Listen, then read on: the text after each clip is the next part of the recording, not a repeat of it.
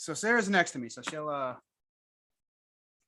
got it. Oh, so it's telling me that it's being live streamed. Sweet. Yeah, so I think we're live here, man. Okay. Well, we I are think live. so. Well, we're gonna learn, pal.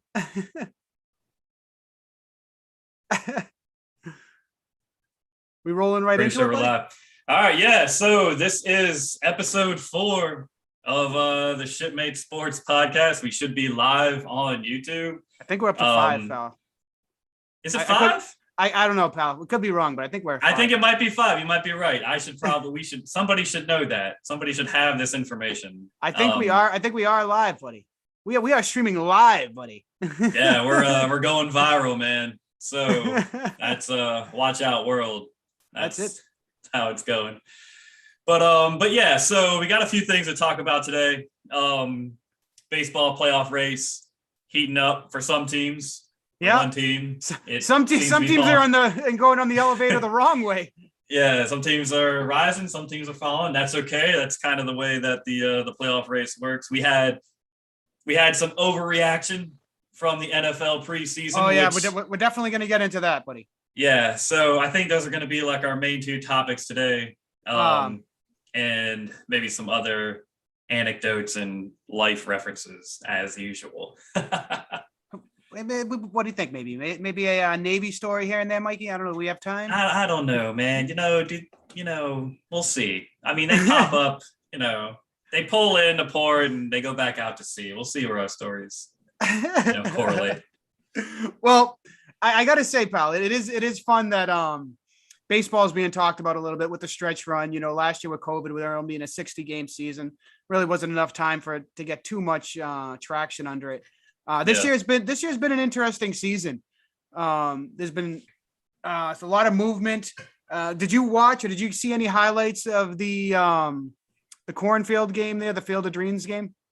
Yeah, I saw the highlights. I saw the walk-off home run. It was kind of like what an awesome Field of game. Dreams. Yeah, it's such an awesome game. Perfect. I loved it. I unfortunately I didn't watch it live. I saw the highlights, and the only thing that could make the atmosphere better was the fact that the game was just fantastic. Back and forth, walk-off home runs. I think Aaron Judge hit 2 bombs. Hitting the cornfield. How cool was that? Kevin Costner coming out and leading them out of the cornfield. I thought that was awesome. And they said it was the highest viewed game in 16 years. They're trying, they're like trying to make baseball fun. I think a lot of us see baseball as this boring sport to watch. I think a lot of us, if you're older than the age of 30, right, you probably know of the movie Field of Dreams. You probably know who Kevin Costner is. Yeah. Right. And there's a lot of like nostalgia there. And so you're kind of playing on like what people remember. And the game was awesome, on top of all that. So, yeah, man. And I think, what, so I bet kids, high school below probably haven't seen Field of Dreams. But I think just watching it with that atmosphere was probably just cool for them to see something different for baseball, which is what they need. Just to be able to... Go ahead. I'm sorry. No, it's fine. And it, myself, I loved Field of Dreams going up. I loved the movie. And I hope it's something similar to what hockey has done with the what's the outside game? What do they call it? The New Year's Day game. Yeah. The Winter Classic. The Winter Classic. Yeah. I hope this is something that baseball does, whether it's staying in the cornfield or whether they find different locations. I don't know what ones you could find. But I really hope that this will turn into an annual thing. I think they already announced that they'll be back in Iowa next year for it. And just something to get views. I think 2 years ago at the Little League World Series, they started trying to do something where there was a game there in Pennsylvania where the Little League World Series is being played, which by the way starts next weekend.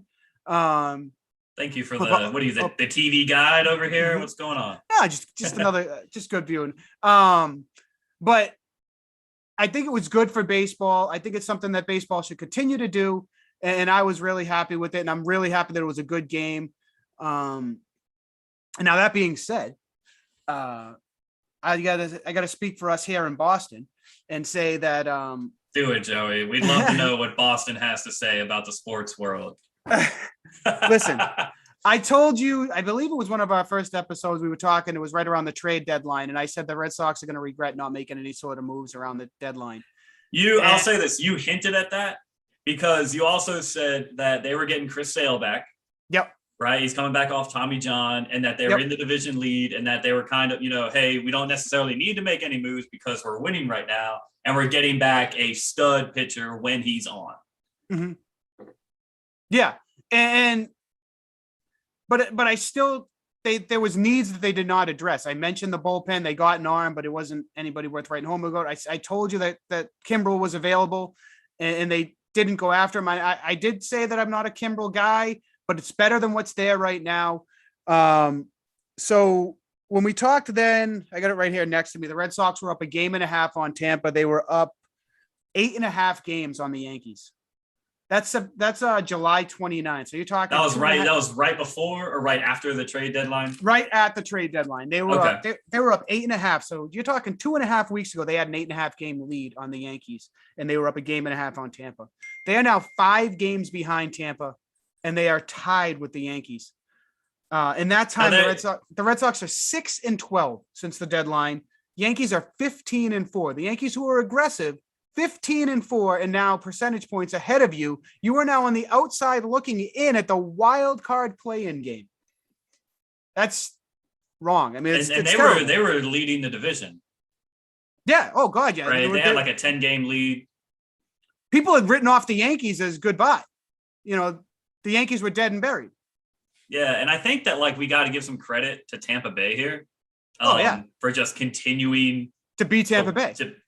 They're just and Tampa Bay is kind of like one of these teams that nobody talks about, even in football, right? Like we still don't cover the Buccaneers as much as they should, and they're the Super Bowl champs anyway. But it's a small market, stuff like that. I mean, the Tampa Bay Rays they're not the Yankees. They're not from they're not continually winning and everything. They don't really have that history. But when they get in, they're kind of like the Giants, the San Francisco Giants, were like, when they get in the playoffs, man, I mean, they usually make some noise. But they have the right players. They know what to do with them. And it feels like the Red Sox just hoard these people in their system, and then they don't know what to do with them. So this is,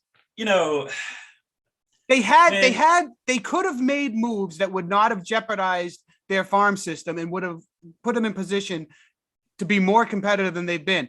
I mentioned to you before we went on, pre All-Star break, they had a bullpen ERA of 3.57, which was one of the best in the league. Since then, they're at 5.73, and in the last week they have an ERA of almost 13, which is just terrible. That's pretty bad.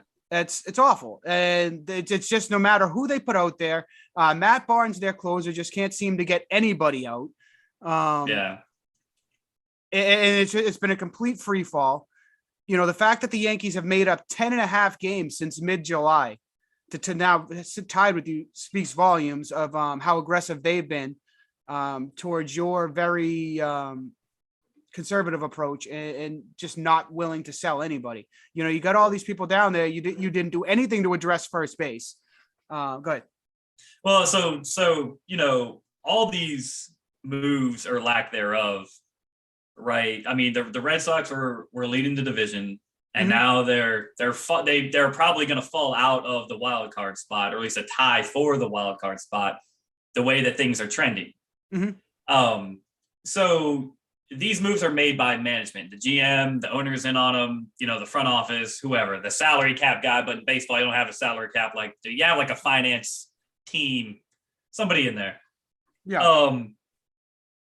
And so you have to wonder, right? Or at least you have to ask the question. And I don't think we ask these questions of our front offices enough in professional sports of hey, what are you doing?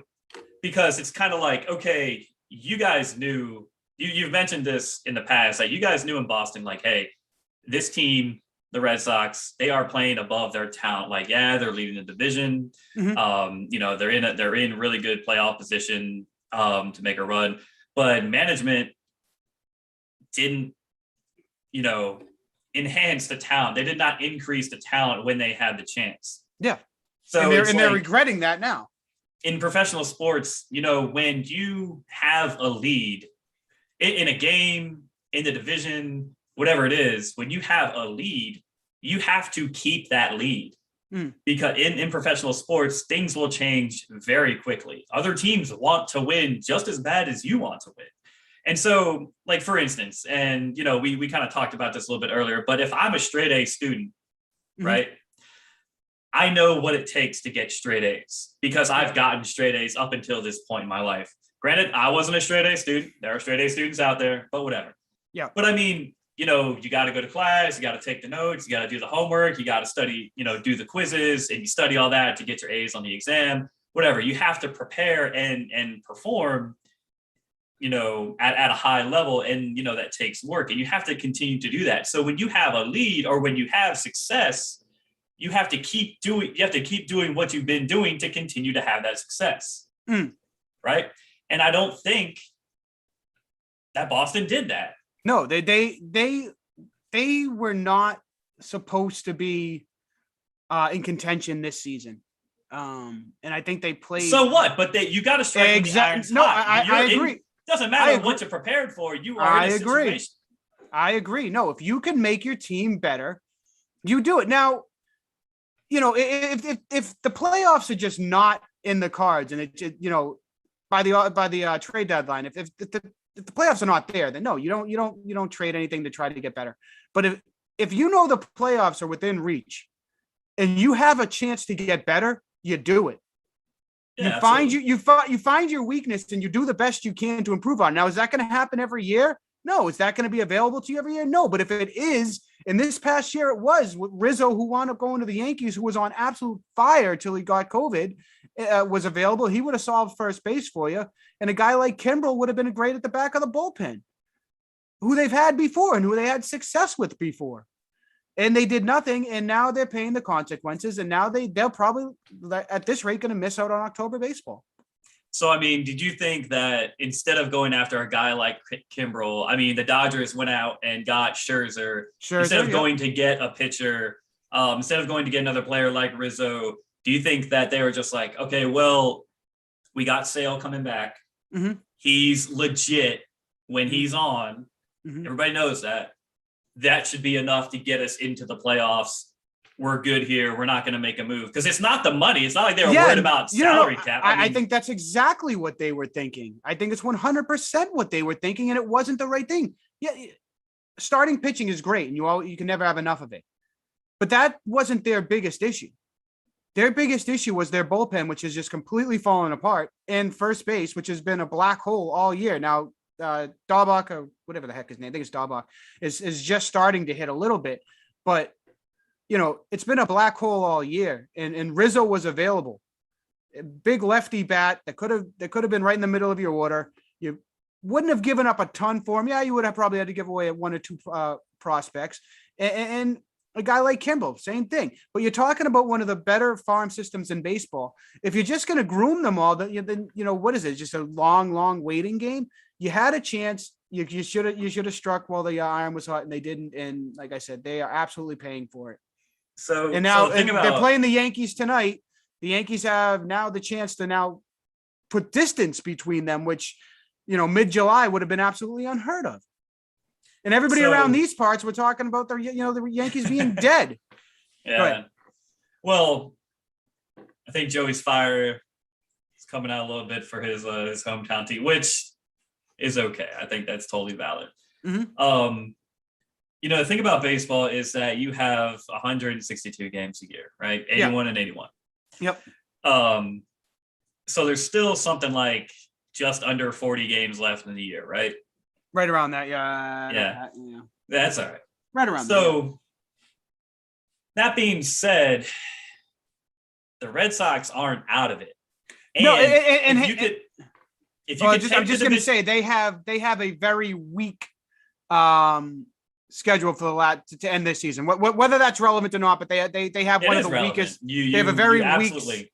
Yeah, they have a very weak schedule to close out their season. So I mean, I mean, it stands to reason that if you could be in the division lead at one point in the season, that doesn't necessarily mean that you can't be at that point again at the end of the year with a weak schedule. Chris Sale coming back.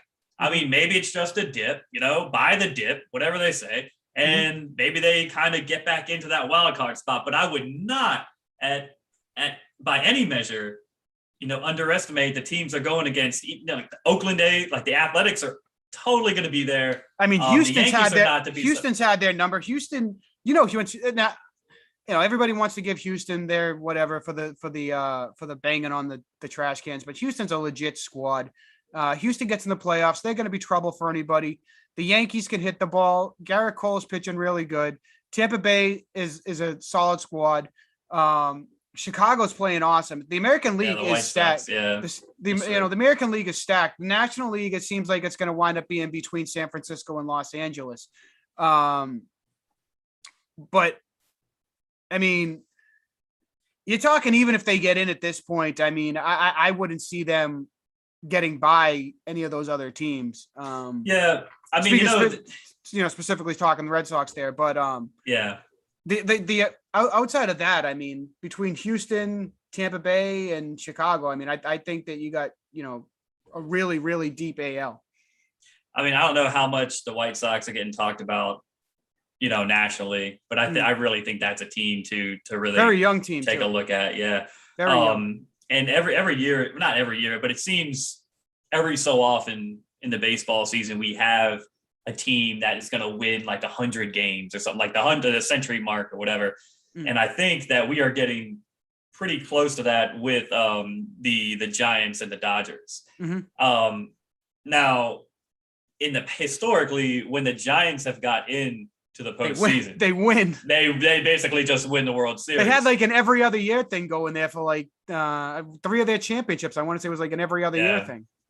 And the thing is that like when we have a team that does that, right? I go back to like the that one year Seattle did it and they won like 110 games or something weird, whatever. That was Ichiro's first year. Yep. Yeah. That team like just, craps the bed. Crapped right out of the playoffs. Yep. Yeah. So the Yankees wound up knocking them out. Yep. Yeah. San Francisco does not necessarily have a history of doing that.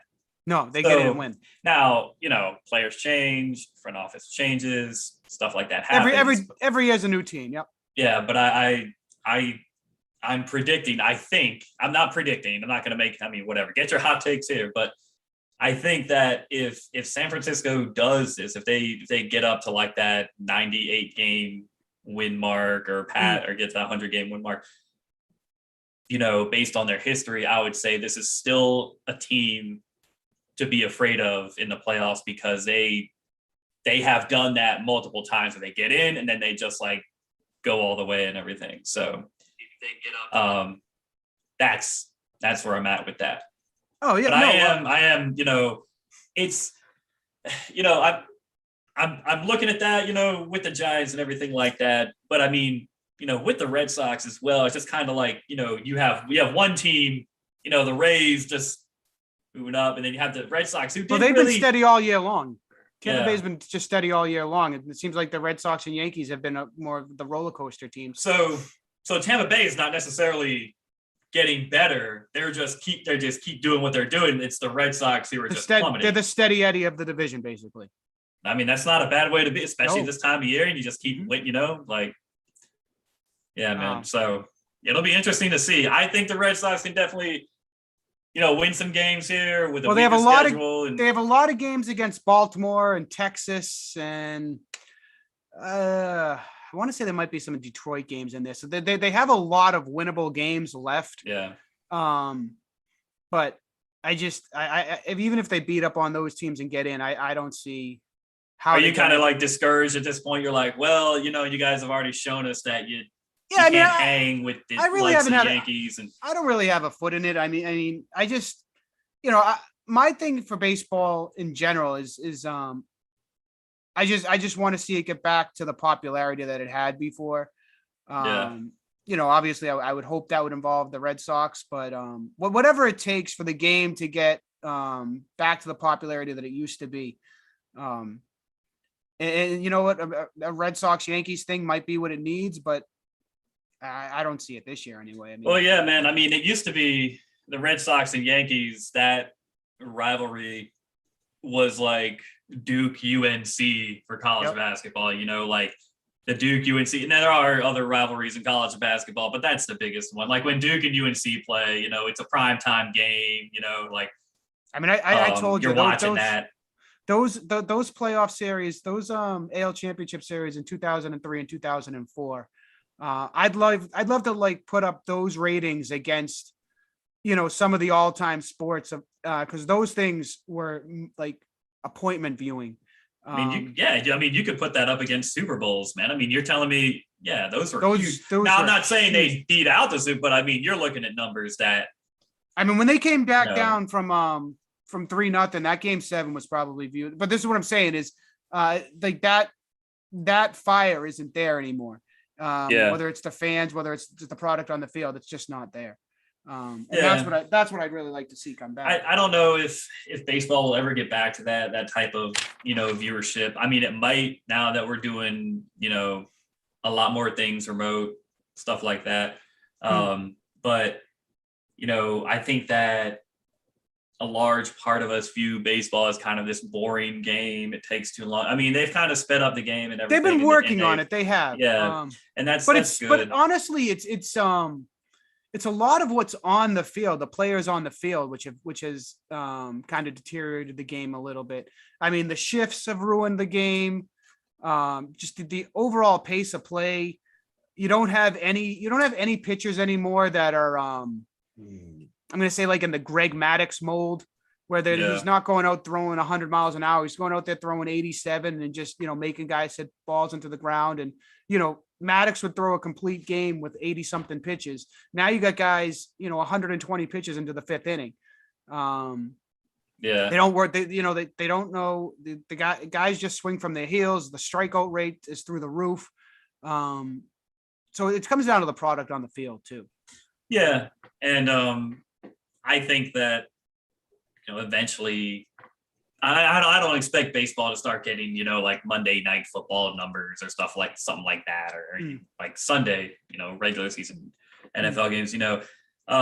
There's a lot of games, they have this Sunday Night Baseball on ESPN and it hasn't been Yeah. I mean, 162 games, you know, it's like you go on a 10-game losing streak, everybody's like, yeah, it's all right. You went from 70-50 to 70-60. You know, it's it's kind of like we don't care. But I mean, in football, if you go from 2-3 to 2-4, or from 2-3 to 3-3, it's huge. The sky's game is it's crazy, man. So yeah, I mean, the games don't necessarily have as much value. Baseball still, it's very fun to go to. I definitely enjoy going to baseball games, but right now, I don't know if that's necessarily a wise option, and that's all right. I think we'll get back to it. So I'm excited to watch the playoff race unfold and everything like that. I think you are as well. Yeah, and we're gonna keep following it. I mean, it's definitely interesting. I mean, it definitely seems that this AL East race is going to be something worth watching. Not so much the East race, but it actually looks like it's turning more where Tampa Bay's pulling away. It looks like that wild card between Oakland, Boston, and New York is going to be something to watch. I think it'll be interesting, man. I mean, I got a little bit of hope for your team, but I mean, we cannot ignore what Oakland's doing, what the Yankees are doing, and how Tampa Bay is still just kind of playing good baseball. I mean, steady as she goes, man. That's it. I flip a little bit of preseason football from last week. I'd like to. I got nothing else to say on baseball, man. Well, I mean, we'll start with your boys. They played Buffalo. Got some cliff notes here. So Buffalo and Detroit played. Buffalo went on a walk-off field goal, if that's relevant to you. But it's I will say this disclaimer about my feelings towards preseason football, that it doesn't matter for the most part. Like 80%. I mean, they already really know who their starting quarterbacks are going to be. Like, the coaching staff should know who your starting quarterback is going to be going into week 1 at this point. Like, you have a strong feeling. There's no open, like where are the open quarterback? I'm going to get to that when we get to my guys, but that's fine. But I mean, like legitimate open quarterback competitions. Yeah, I don't really think few and far between. Yeah, so I mean, preseason football really matters for the guys who are trying to make that like second and third spot on the depth chart. Your ones are probably already squared away, or at least they're really close to being set in stone. Well, that's my. Let me ask you this, because as a Lions fan, because we want to talk just a little bit about each game. We're not going to go dig into these ones too crazy. You as a Lions fan, did you watch the game? Yeah. All right. So just from the eye test, yes or no, were you happy with what you saw on the field from Detroit? From what, regardless of who was on the field, were you happy with what you saw? I was content with what I saw. Okay. I mean, I mean, I got a couple numbers to throw. I mean, Goff, what did he play? About one or two series? Well, I mean, 7 of 9, 56 yards. I mean, that's not bad for a preseason debut. I like the rate. I like the 7 of 9. Yeah. Right. I really like that. That means, there's some continuity there, right there. It doesn't really sound like they're pushing the ball down the field too much. What I was really happy with Detroit was their first overall pick, Penei Sewell. He got he got blown. First play from scrimmage was a sack. Right. Oh, really? Yeah. He totally blew it. It was, was it just a blown assignment? He just, I don't know if it was nerves, but he just missed it. Right. After that, he had like some pancake blocks, he didn't really screw up too much after that. So I was happy to see him adjust in game to knowledge. I think it was kind of good for him, to have that failure and then.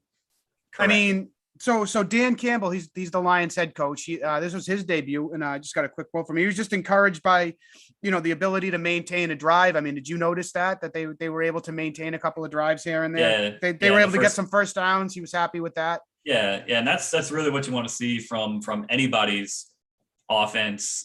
Is that you can convert. You can third get some downs. You can stay on the field, move the ball down the field. The run game wasn't really going. I mean, Buffalo does have a pretty solid team, so let's not, even their twos are pretty good. But now what I did read was, because I didn't watch it. I did read Buffalo didn't play many of their starters.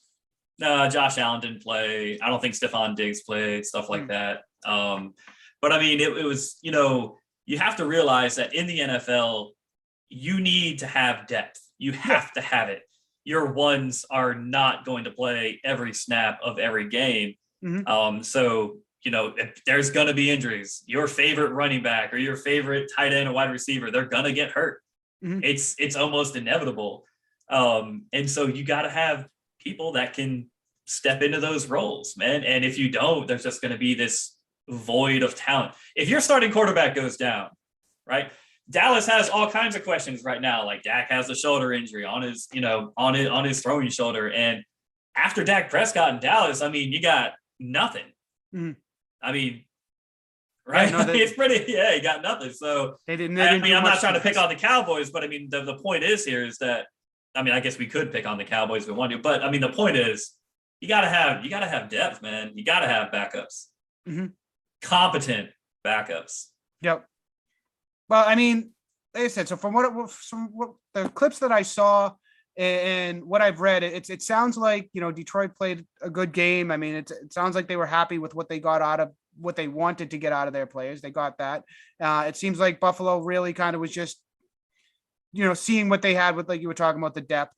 Buffalo played a good game, man. Detroit's defense bit on a lot of fakes, whether it was like draw plays, play action, QB draw, stuff like that.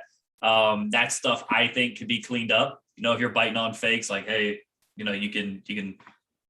Is there anything you're hoping to see from your Lions in the next game? I'd like to see a more consistent run game, more positive. Hey, we need 3-4 yard runs on first down, get that 2nd and 6, 2nd and 5, stuff like that. Manageable down and distance. Yeah, and so that way, if you're in 2nd and 6, right? It just, the playbook really just opens up for you. Mm-hmm. And I want to see those short yardage third down conversions, 3rd and 2, 3rd and 1, stuff like that, if it comes to that. Mm-hmm. So I think they did a decent job. It was, as a team that's rebuilding, it was okay. I mean, Okay. it's So I'm not there was stuff you expecting. like, stuff you didn't like, and there's stuff that Yeah, they don't yeah, have. man. So I think the biggest thing in Detroit is just like there needs to be more talent at all levels, and it's not there yet. So I mean, that comes with drafting, free agency. So All right. Well, one of the big ones over the weekend was in Chicago.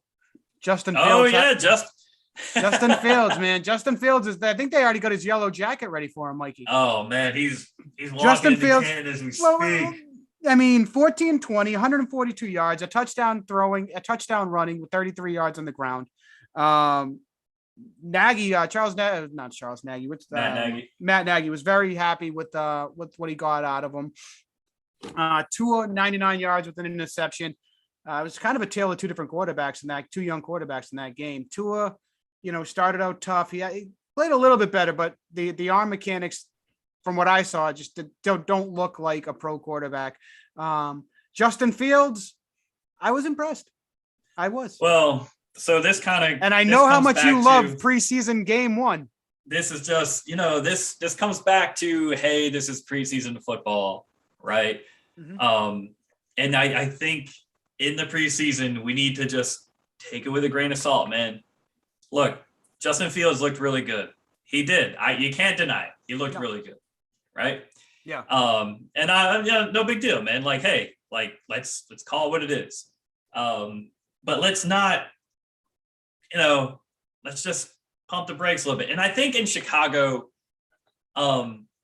they've been waiting for the quarterback. They are hungry. Yes. Even when there was Jay Cutler, it was still just like, you had Jay Cutler, and then you had everybody knew what Jay Cutler's ceiling was. Not a Super Bowl champion. Jay Cutler's ceiling was maybe he'll get you in the playoffs as a wild. I mean, you're talking about a franchise that got to the Super Bowl with Rex Grossman, right? You remember that? I do. And I mean, Chicago Bears fans, and I mean, as a Lions fan, it's kind of like, yeah, I wish nothing good for you. But let's be honest, they've had the better franchise for like ever. Mm-hmm. And that comes down to the front office, right? The GM and everything like that.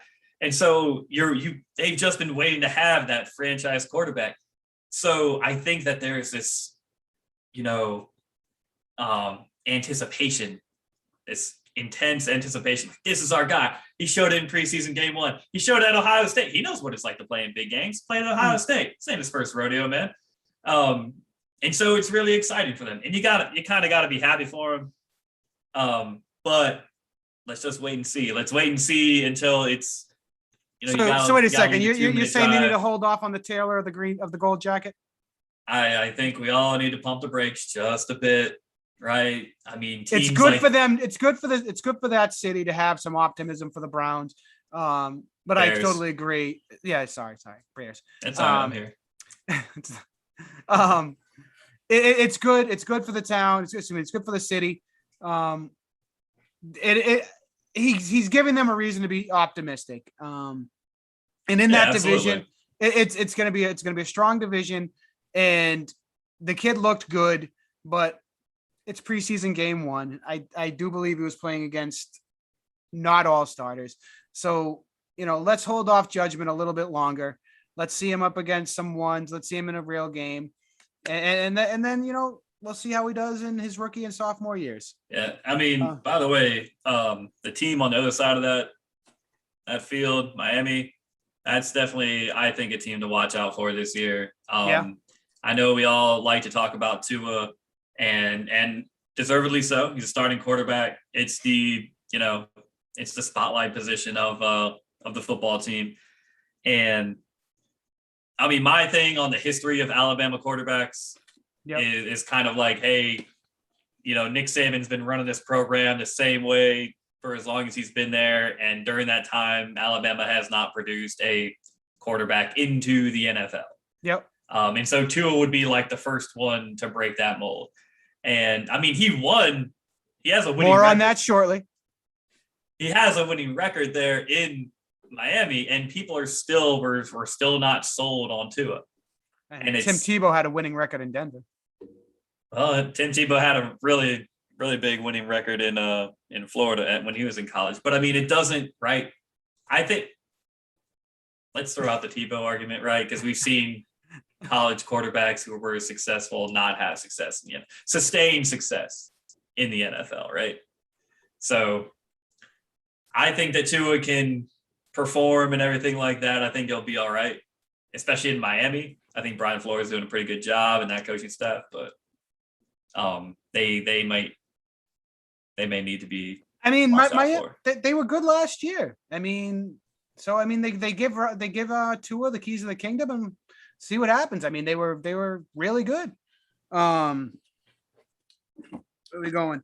So I'm going to talk about the one that I think actually does have a quarterback competition, and that's here in New England between Cam and Mac. We've tried to talk about this several times. What I watched, and again, preseason game 1, but what I watched when I saw Cam on the field was the same thing that I saw last year. The arm's just not there anymore, Mike. It's not. He's not hitting check downs. He's overthrowing. You know what? I love his enthusiasm. I love how much passion he has for the game. I mean, you could just see it there, but there was no reason for optimism as far as Cam Newton from the 2 series that he played for. There's a strip sack, and then, like I said, his throwing motion just looked bad.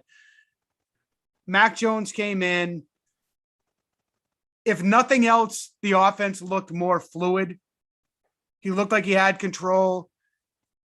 He looked like he brought an element that they didn't have last year, which was just a competent quarterback that could hit the open guy.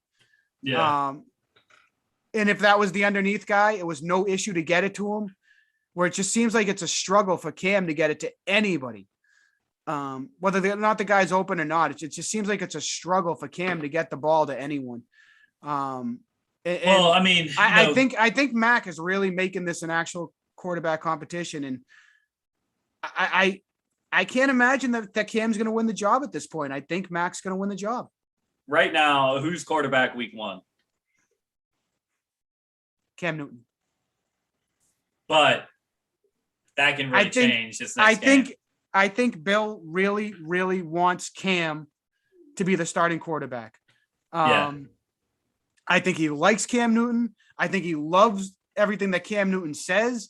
I think he loves Cam Newton's attitude. He seems like he's just a positive person for the team, and I think Bill loves it.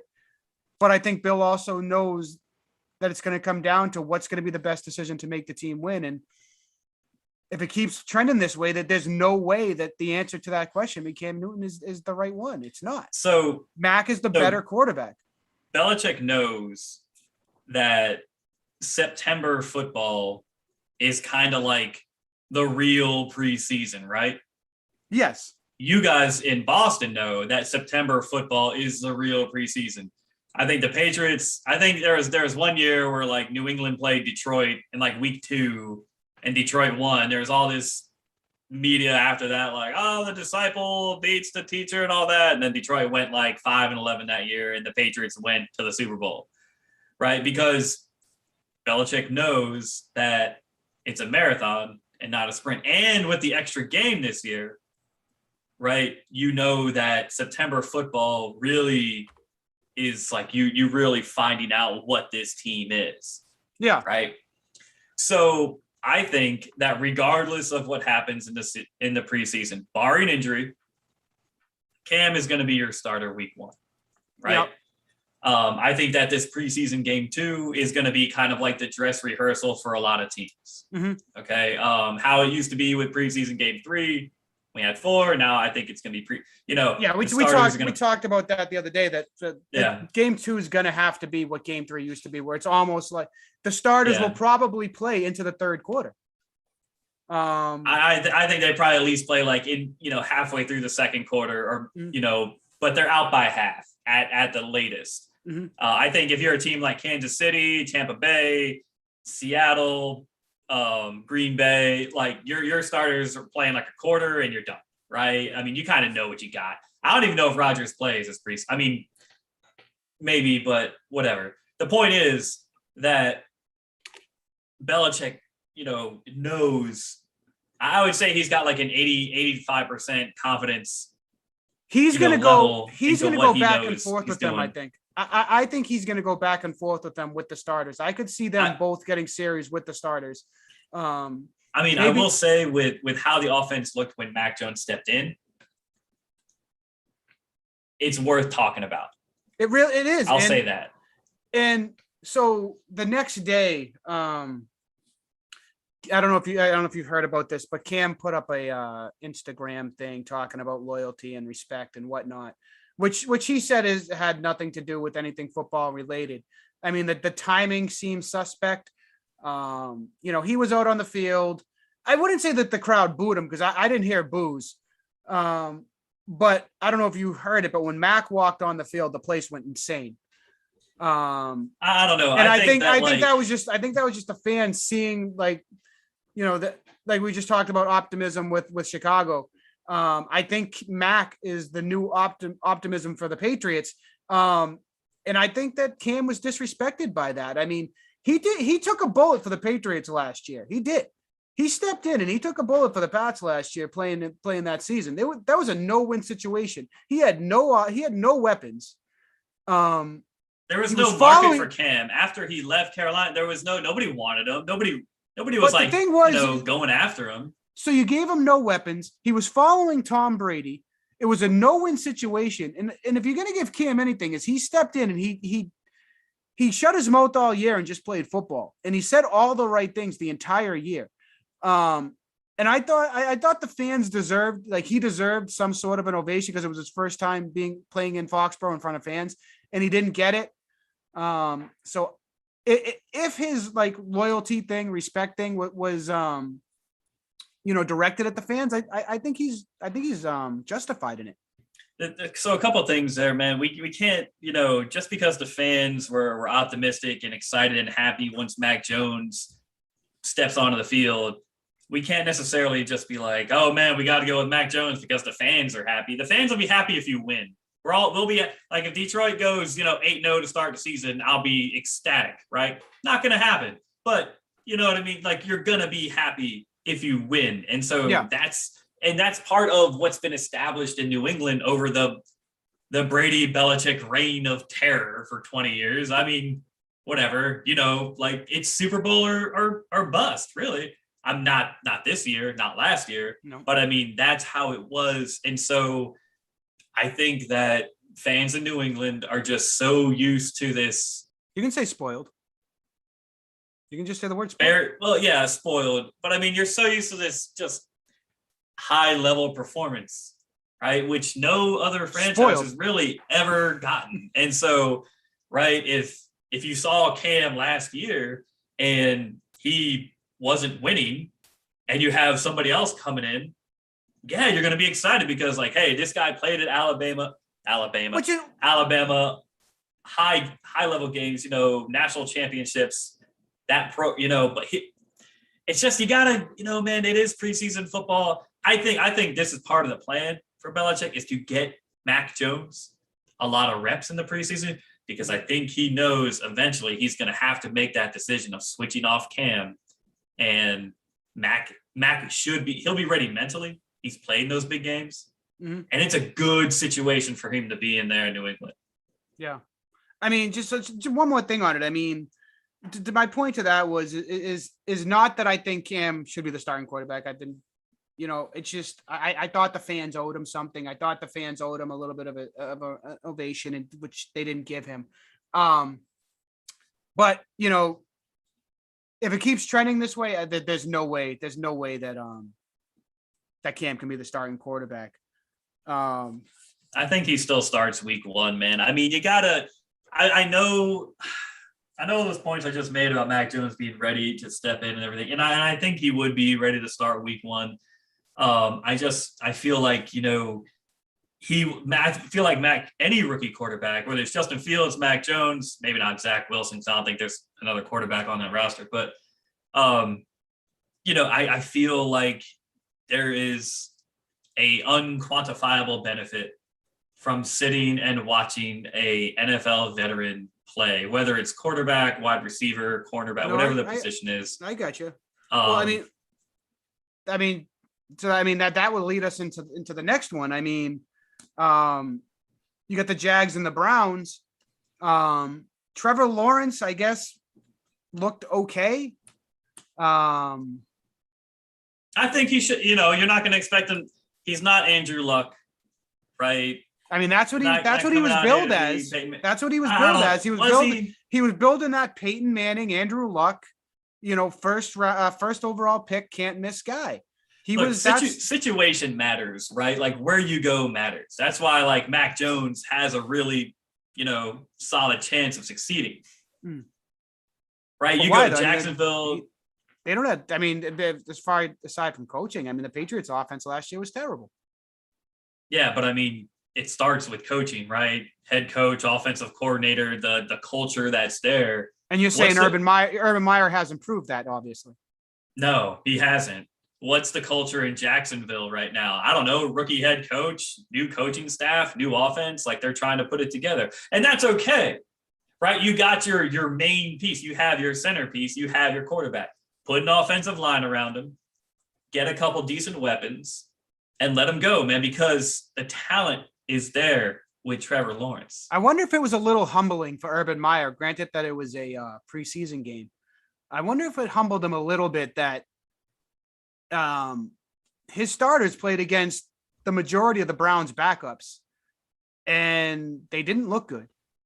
And if you're Urban Meyer, and that's how long has it been since Urban Meyer coached a team that didn't blow somebody's doors off? So I wonder if that's a little bit of a humbling feeling, even though it's preseason. I think it's got to be. Urban Meyer is definitely somebody who has had a history of success and a little bit of controversy wherever he's been. But his teams have won. Florida, Ohio State. Big. Yeah. And so he himself, his personality is not one of like, hey, I know how to deal with failure. Now, he may have had failures in his personal life. I don't know Urban Meyer's personal life. I'm not going to pretend to know it. Yeah. But I know in his on the football field, he wins. Exactly. And so, hey, man, guess where you're going? Where? Jacksonville. Guess what? You got the number 1 overall pick for a good reason, right? So, what? Jacksonville went 1-15 last year or something like that. Well, you're picking number 1. Yeah. So he has to know going into this situation that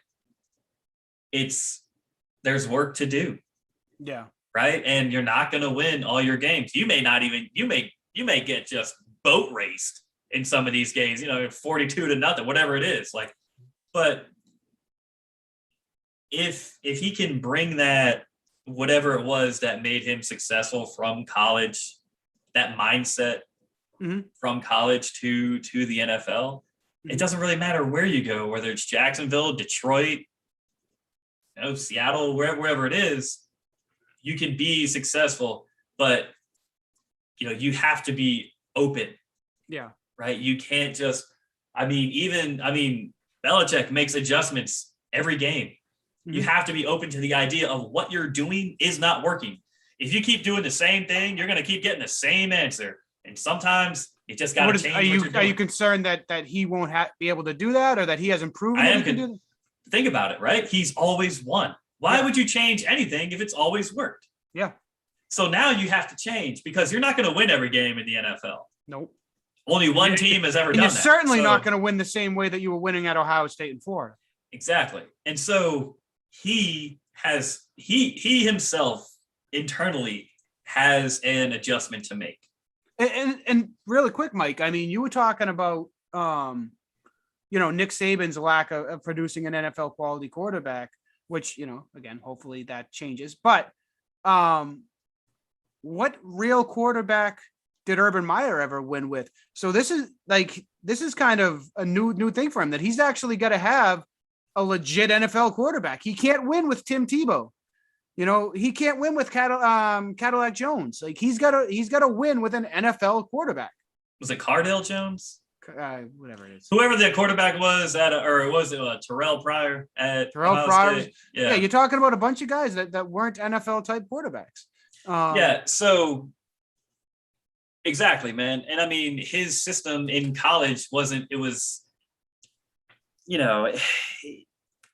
it wasn't really like you got to have the quarterback to win, right? Also, you got 90 guys on the roster, so I mean, you can kind of just start recycling people. But right, his system wasn't the spread offense. It wasn't whatever Lincoln Riley's running over there at Oklahoma, right? It wasn't what Dabo Swinney's running over at Clemson. And I mean, it was a lot of RPO type offense, and so that's not going to cut. I mean, it worked. It worked in college. Yeah, right. It's like you mentioned, he's going to have to change his philosophy, and we're going to see if that works. Now, you have the talent pool is smaller, right, in the NFL, and you have less guys on the roster. Yeah. So, right, you have the best of the best, right? These guys are all getting drafted and picked up for these NFL teams for a reason. Yeah. This isn't college where you're not playing a college football team that's terrible. You're not playing Colgate, like so yeah, man. I think Urban Meyer has some learning to do, and he has to be open to that. And he has had success in the past. It doesn't mean he can't do it again. He's just got to decide. Like, you have to make the decision. So real quick, Mike, I want to answer a message we got here in our chat. Josh McDaniels should receive part of the blame for Cam's lack of success during the 2020 season. Lack of creativity and play calling. Pat should have beat both Buffalo and Seattle on final drives. Sorry, we're just gonna piggyback back to that real quick. Are these questions, or are we getting yelled at? That's just a comment. Okay, well, and you're free to comment. This is everybody. That's why we're doing it. Me and you have actually talked about that, because you have made that point that there were a couple of games last year that the Patriots could have won. I thought that you actually have a great counterpoint to that, though, because that's a losing mentality, and I agree with that. Actually, is that like, well, we went 6-10, but we really could have been 10-6 and would have nailed some field goals at the end. Like, yeah, man, you could have, would have, should have, all that. It doesn't matter. You do what you do, and you get the end result. You lose by 1, you lose by 10, you lost. It doesn't matter. If the cutoff for an F on an exam is like a 62 and I get a 61, I got an F. I didn't get a D, got an F, and that's it. And so you go to the next game and you should adjust. Is Josh McDaniels the offensive coordinator? Yes. Should he have adjusted? Yes. Did it work? No. No. We're on to next season. That's how it should be. And I've heard this before. I've heard it. I've heard, on sports radio and stuff. I've heard people talk about that, and we'll get back, because I want to talk about Cleveland too. But it goes both ways. For every one that you could have won, there's one that you could have lost, and we've gone back and said, you know what? Maybe Julian Edelman doesn't catch that ball on the final drive, and Atlanta wins that Super Bowl. If David Tyree drops the catch.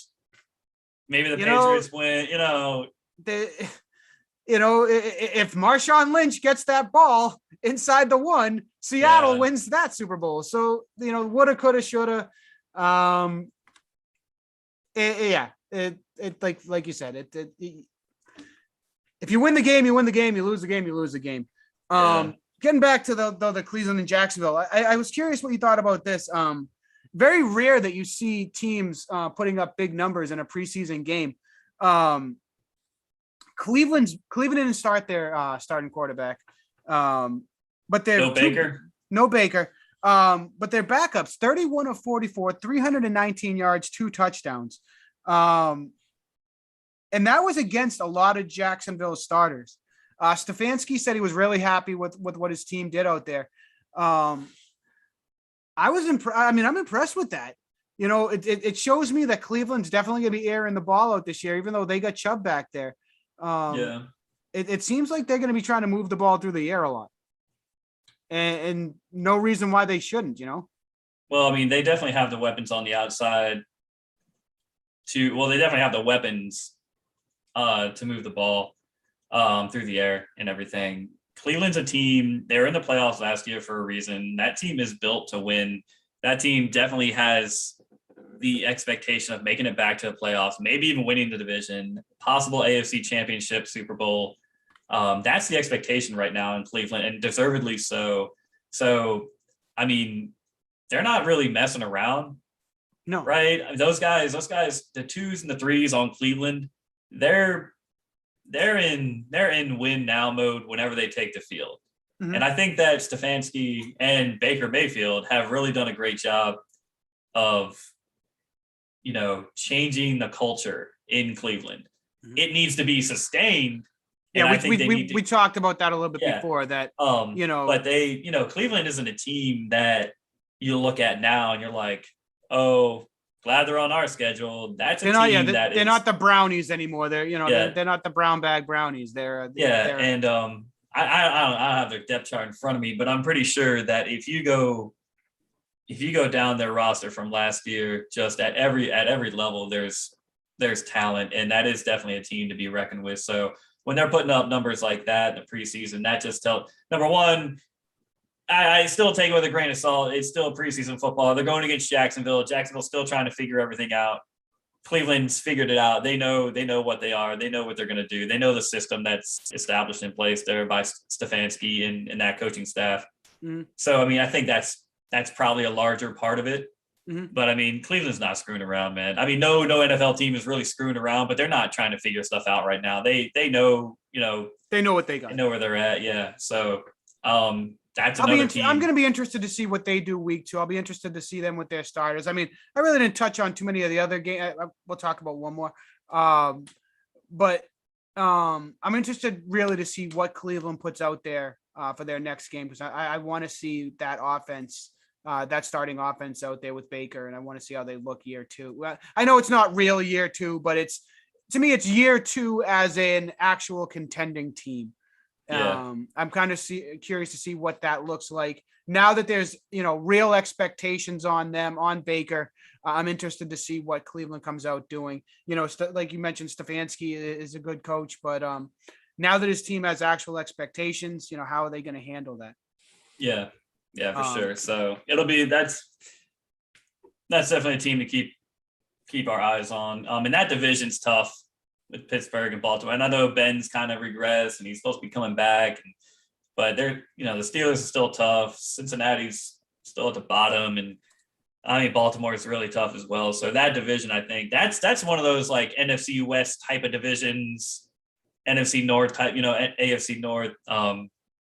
That division's real tough. So anyway. Yeah. So I just wanted to touch real quick on, the 49ers. You got to talk about the rookie quarterbacks, man. Absolutely. Yeah. Trey Lance, what did he throw, like an 80-yard touchdown pass on his first Trey Lance threw one amazing pass to a wide open receiver, and apparently that's the only thing that happened in this football game. So this is the overreaction week for preseason football, which is totally fine. Look, I think that San Francisco is set at the quarterback position. I mentioned earlier about how you got to have depth. You got to have your backups, because Jimmy G thinks he's a running back all of a sudden or whatever. And he's just, don't knock my guy. I know, but I'm saying, if this guy stays healthy, you're talking about a team that is, the expectation is Super Bowl. The expectation, I mean, they already got to now one. You're talking who? You're talking 49ers. No, but you're talking Garoppolo or Lance? Garoppolo. Okay. Yeah, because he's already taken him there.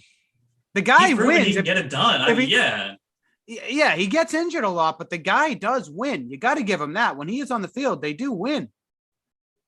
So I think that Shanahan and Lynch, John Lynch, and what's his first name? Shanahan, the coach. Kyle Shanahan. Kyle. Yeah, sorry. So I think that Coach Shanahan and John Lynch really kind of realized that, like, hey, we want to have Garoppolo be our starter. But if he goes down, which he does, he's shown a propensity to do, if you don't have that backup in place, the season's lost. And like we kind of go back to the Red Sox on that. Like, you got to have the talent in place there. You don't want to lose a season. This isn't like, all right, man, it's rebuild. Some teams, yeah, it's a rebuilding year, and we know we're not going to be that good, and fine, that's okay, and that's based off last year. But nobody goes into a season being like, all right, guys, it's a lost year. Even in a rebuild, you don't want to come out of a rebuild like 2-14, stuff like that. You still want to be competitive in every game, and And maybe during a rebuilding year, you go 6-10. Well, now it's 7-10 or whatever. I mean, you still want to have a competitive product on the field, and you gotta have your depth. You gotta have it, man. And we saw it last year with the Niners. And so I think they identified that. I hope they were at least honest with themselves and identified that. It seems like they were. And I mean because there's talent all over that defense, man. San Francisco isn't a team to be taken lightly. But if the defense is on the field the whole game, you have a hard time winning. Yeah. So, I mean, that's kind of where I'm at. Yeah, I mean, there's been nothing. And I know you love Jimmy G, Joe. I know. It's a dude. I do. I would trade Cam and Mac right now for Jimmy G. Give me some Jimmy G. Maybe give me all the Jimmy G. Give me my Jimmy back. Isn't that a song? Jimmy back. Give me my Jimmy back. Yeah, I want my Jimmy back. Maybe. I think it's a song. But maybe that's what Belichick is doing here in the preseason is he's trying to play Mac Jones, get him hyped up, and then he makes a trade for Garoppolo. For Mac Jones? Or Trey Lance. No, for Mac Jones. Yeah, maybe, right? Or can't. I don't know.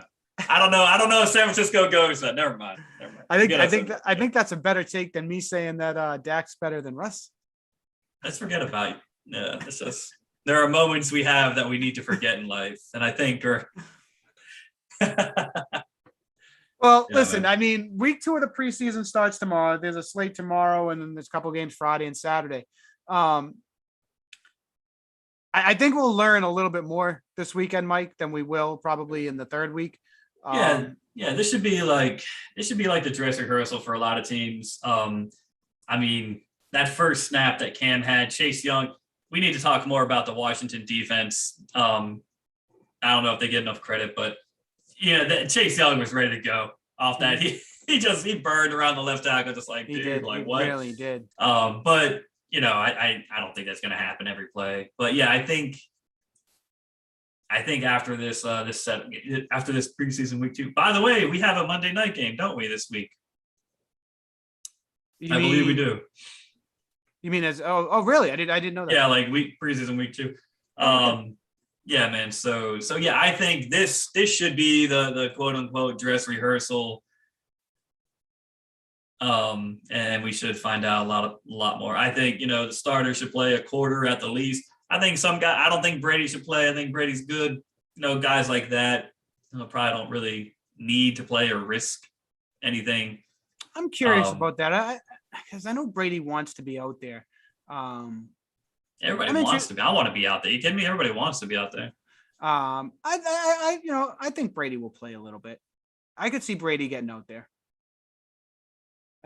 He probably will. I think all the fans, we you don't want to see Tom Brady, get hurt or anything like that.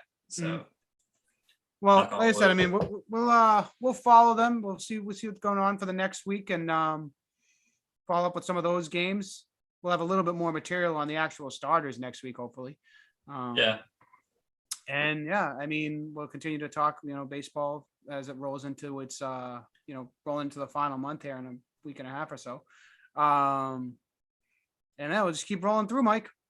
Yeah, man. I mean, it's pretty exciting. We are less than a month away from football. I think. Oh, can't wait, Mike. Ooh, we might be just like 2 or just above 3 weeks away. It's right. I don't know. I have to look at my calendar. Yeah, it's beginning of September, the first game of the year, right? September 10th-ish, I want to say is the I think we're about like 24, 23 days away, something like that. Mike, it is so close. It really is. So I'm thinking September. Looking at my calendar, it looks like probably September 12th. So that means that first Thursday will probably be the 9th. So the 9th. Yeah. Okay. We're right there, Mike. It's so close. And I think that's going to be the Bucks and the Cowboys. Not a bad one. Sorry, Dallas. Well, but yeah. So yeah, we're pretty excited about it, and the baseball playoff race is heating up. That's something to really keep an eye on. Even though I know like football is definitely the elephant in the room that we all just kind of get distracted with. So yeah, man. I mean, watching baseball playoff races and talking sports, buddy. It's what we enjoy doing. You know, we learned how to do this live thing today, which was kind of cool. And we're still learning that. I don't know. Yeah, we're working out the kinks, and Yeah. maybe we'll start learning how to get comments in while we're talking and be able to interact a little bit too. But I thought it was fun, man, and I'm happy with the bud. It's legit, man. We have 3 people watching us. Oh man, awesome. Ooh, Cool. no kidding. Hello to you 3. Yeah. All right. So let me see if I know how to end this thing here, and we'll catch you guys next week.